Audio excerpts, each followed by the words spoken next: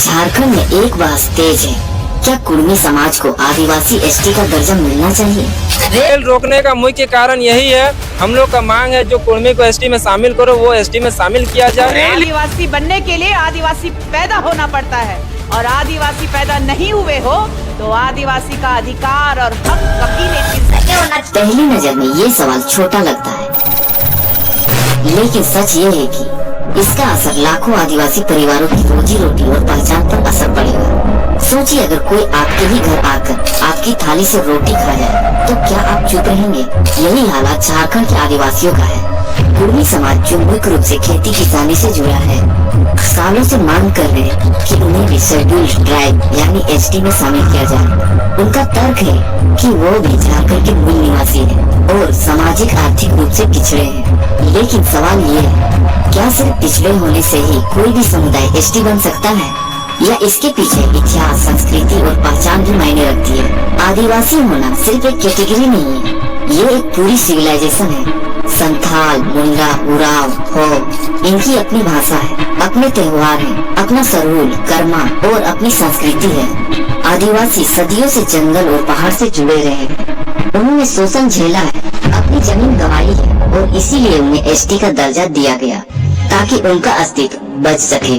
अब सोचिए, अगर हर जाति खुद को एसटी बताने लगे तो असली आदिवासी की पहचान कहाँ बचेगी? रिजर्वेशन कोई चैरिटी नहीं है, ये उन समुदायों के लिए है जिन्होंने सदियों से हाशिए पर रखा गया। आदिवासियों को एसटी कोटा इसलिए मिला क्योंकि वो एक्सप्लॉयटेशन, डिस्प्लेसमेंट और गरीबी से जूझते रहे।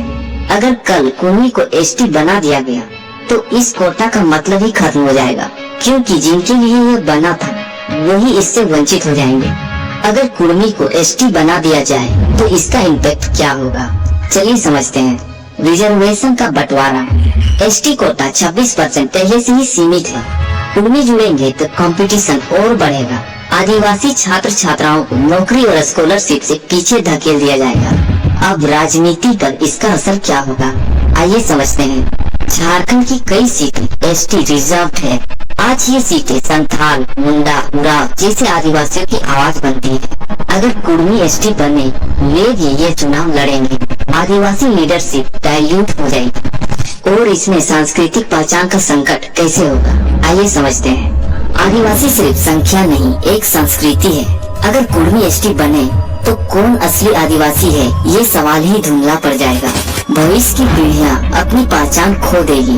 कुर्मी समाज पिछड़ा है, ये सच है, लेकिन उनके लिए सही रास्ता ओबीसी कोटा है।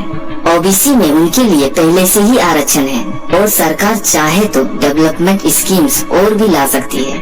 लेकिन एसटी का हक मांगना वे वैसा ही है जैसे कोई दूसरे की थाली से खाना उठाकर ले जाए, और ये न्याय नहीं है। आज अगर कुर्मी एसटी बने तो आदिवासी समाज सबसे बड़ा नुकसान झेलेगा। उनकी नौकरियां, शिक्षा और राजनीति सब खतरे में आ जाएगी। और अगर कुर्मी एसटी नहीं बने तो उनका आंदोलन जरूर चलेगा, लेकिन आदिवासी समाज का अस्तित्व बचा रहेगा। यानी खेल एक तरफा है, कुर्मी का फायदा, आदिवासी का नुकसान। दोस्तों, ये सिर्फ रिजर्वेशन की लड़ाई नहीं है, ये आदिवासी की पहचान और उनके अस्तित्व की लड़ाई है। कुर्मी समाज का संघर्ष अपनी जगह सही हो सकता है, लेकिन एसटी का दर्जा आदिवासी का हक है और इसे कोई बांट नहीं सकता। आपके हिसाब से क्या कुर्मी को एसटी में शामिल किया जाना चाहिए, या फिर आदिवासी सही कह रहे हैं कि ये उनके हक पर डाका है? नीचे अपनी राय जरूर लिखें।